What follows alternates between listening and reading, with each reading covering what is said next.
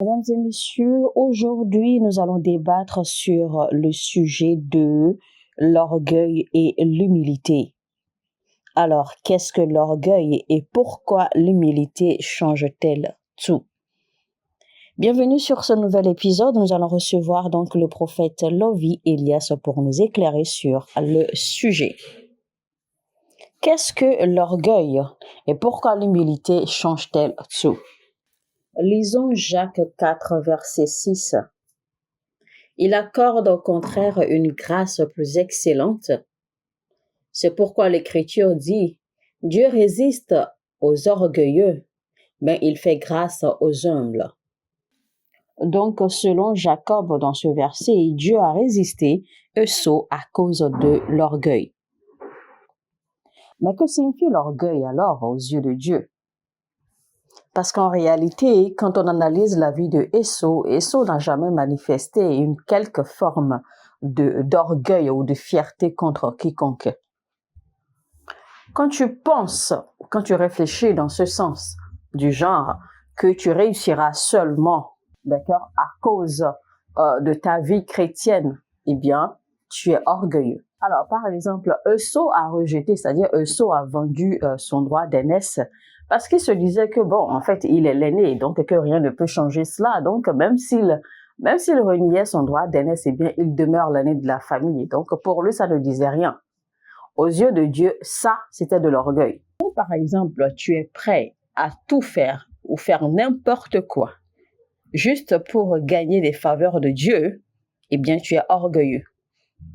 Notre Seigneur Jésus-Christ a reçu le nom le plus grand, le nom le plus élevé au-dessus de tout autre nom. Et sur la base de ce nom, eh bien, toute chose dans les cieux, sur la terre et sous la terre s'incline à la mention de ce nom. Savez-vous pourquoi? Parce que Jésus-Christ s'est humilié jusqu'à la mort.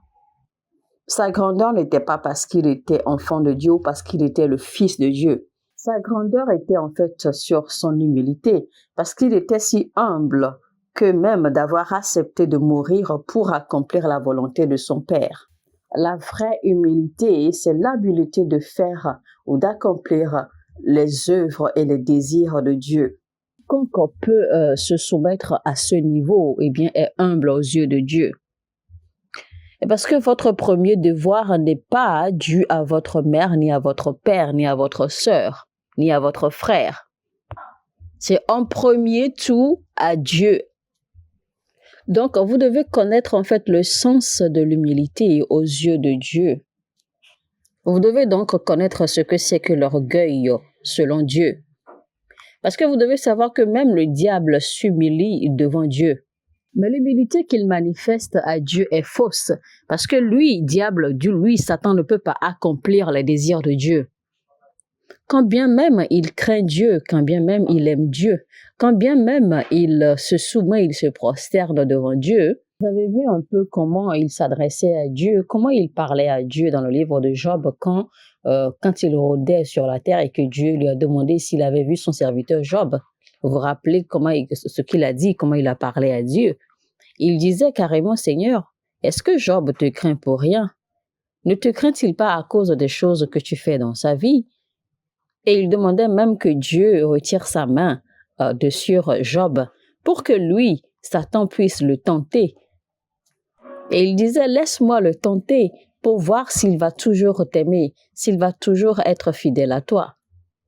Vous voyez, il était même prêt, d'accord, à travailler, à œuvrer pour l'intérêt de Dieu. Pourtant, selon la Bible et aux yeux de Dieu, eh bien, Satan est le plus orgueilleux qu'on ait jamais connu. Donc, voyez un peu ce que Dieu dit de lui, d'accord, dans la Bible. Comment, ô toi, Lucifer, es-tu tombé si bas? Tu t'es élevé au-dessus de tout à cause de ton orgueil. À cause de ton orgueil, je te ôte et je te rejette du ciel. C'était donc quoi son orgueil aux yeux de Dieu? que normalement les chérubins, hein, leur devoir était de rester dans la présence de Dieu, était de maintenir la présence de Dieu.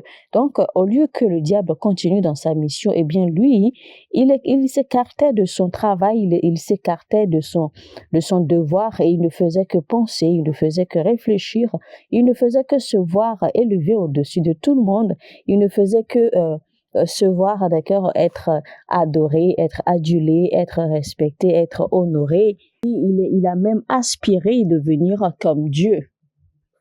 Il est vrai que toute créature veut ressembler à son créateur. Donc, le diable ou Satan voulait ressembler à son créateur. Le Satan n'a jamais dit en fait qu'il voulait devenir le créateur, mais il a désiré, d'accord, ressembler. Il a désiré être comme Dieu. Mais le problème, c'est que c'est la manière, en fait, dont il désirait être comme Dieu. C'est-à-dire, en fait, l'intention ou la façon d'y accéder, la façon d'y parvenir, en fait, qui était le problème. Et c'est ça, en fait, qui a causé cet orgueil. La Bible dit clairement, bénis soient les anges dans les cieux, ceux-là qui excellent. C'est-à-dire que même les anges grandissent dans les rangs. C'est-à-dire qu'ils grandissent dans l'acquisition de rangs et de grades. Donc, les anges grandissent, les anges évoluent de grade en grade. Mais la façon dont Satan, lui, voulait être gradé, la façon dont lui voulait monter soudainement, eh bien, était mauvais, était gauche. D'accord, n'était pas en fait propre, n'était pas tracé, n'était pas bien tracé, n'était pas louable en fait. Lui, en fait, il aspirait contrôler tout et contrôler tout le monde. Il aspirait être au-dessus de tout le monde. Il aspirait que tout le monde soit à ses pieds, voyez-vous. Et donc, il ne démontrait aucune humilité. De la même façon, aujourd'hui, malheureusement, il y a beaucoup de chrétiens, hein, d'accord, qui font semblant d'être humbles. Il y a beaucoup de chrétiens qui démontrent ou qui expriment une fausse humilité. Et ce que les gens oublient, c'est que Dieu observe tout cela. Dieu observe, Dieu regarde et il prend des notes. Savez-vous pourquoi Joseph a toujours été égal à lui-même? C'est parce qu'il a toujours eu conscience de la présence de Dieu. C'est parce qu'il a toujours cette crainte de Dieu qui ne l'a jamais quitté.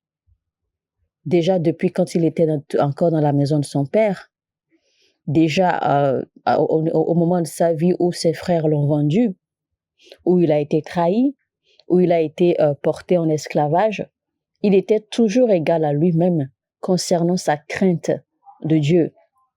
Quand il a été jeté en prison, quand il était dans la maison de Potiphar, quand il a été promu, etc., il a toujours été égal à lui-même. Il n'a jamais vacillé. Il priorisait toujours Dieu dans tout ce qu'il faisait. Il considérait toujours Dieu avant tout dans tout ce qu'il faisait. Et ça, c'est l'humilité. Et l'humilité demande en fait la consistance. Votre humilité, vous devenez conscient de vos actes, vous devenez conscient de vos actions parce que vous savez que Dieu vous regarde. Vous savez que Dieu vous observe. Et donc, cela crée une certaine crainte en vous qui guide vos pas, qui guide votre style de vie, qui guide vos actions. Dieu vous accorde plus de grâce quand il constate cette humilité ou ce genre d'humilité ou un degré d'humilité en vous. Jésus-Christ a toujours été égal à lui-même depuis qu'il était déjà enfant dans la maison de son Père jusqu'à ce qu'il ait accédé à la gloire. Il a toujours été égal à lui-même. La Bible dit que nous n'avons pas un haut prêtre qui ne peut pas être touché par nos infirmités. Même quand Jésus-Christ a accédé à la gloire, il n'a pas changé. Il n'a pas cessé, d'accord, de communier avec nous. L'humilité, c'est quand vous êtes prêt à vous donner, d'accord, quand vous êtes prêt à payer le prix qu'il faut pour avoir les faveurs de Dieu. Moïse n'a jamais essayé de convaincre Dieu en quelque manière que ce soit. Moïse s'occupait seulement, d'accord, de prendre soin de ses bétails.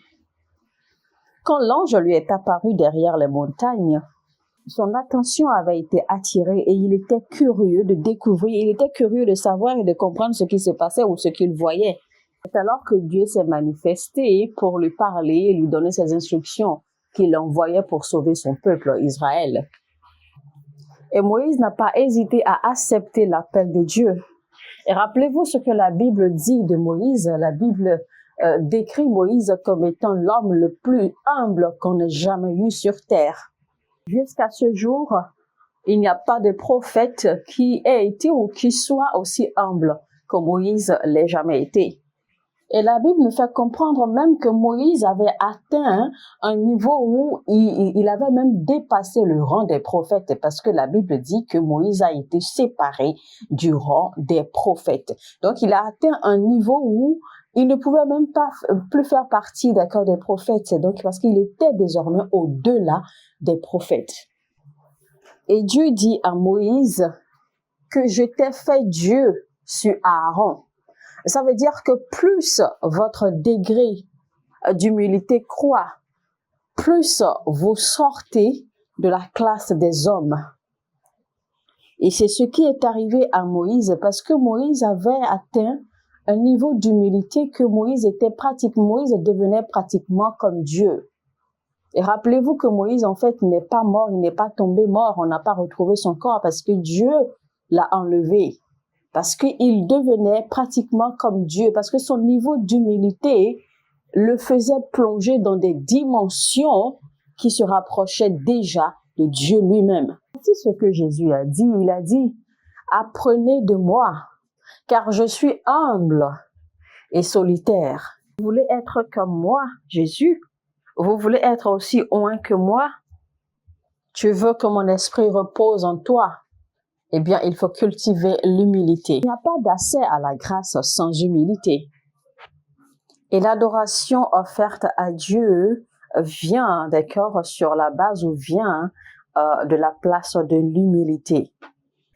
Rappelez-vous comment Job a adoré, a loué le Seigneur quand il avait tout perdu, parce qu'en fait, il avait reconnu que le Seigneur demeure Seigneur, qu'il demeure Dieu, peu importe la situation autour de lui.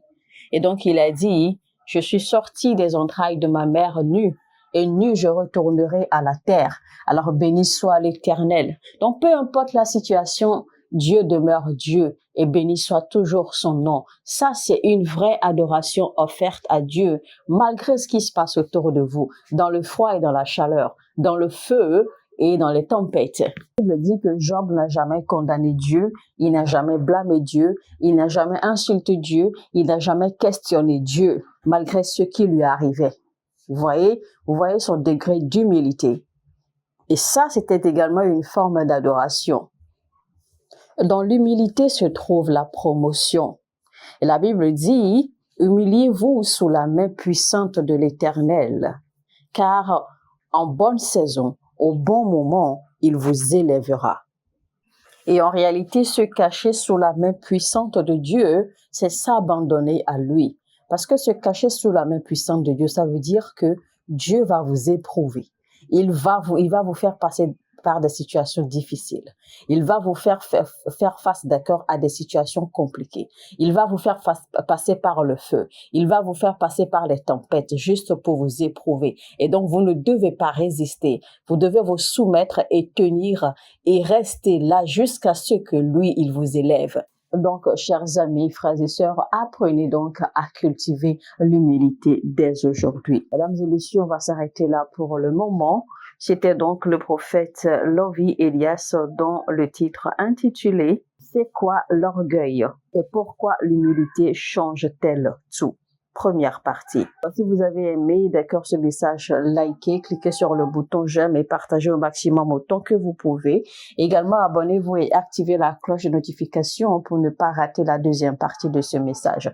Donc, restez connectés jusqu'à ce que la deuxième partie de ce message vienne et vous allez mieux comprendre davantage jusqu'à la fin le mystère qui se cache derrière l'humilité et pourquoi l'humilité est la clé de toute chose.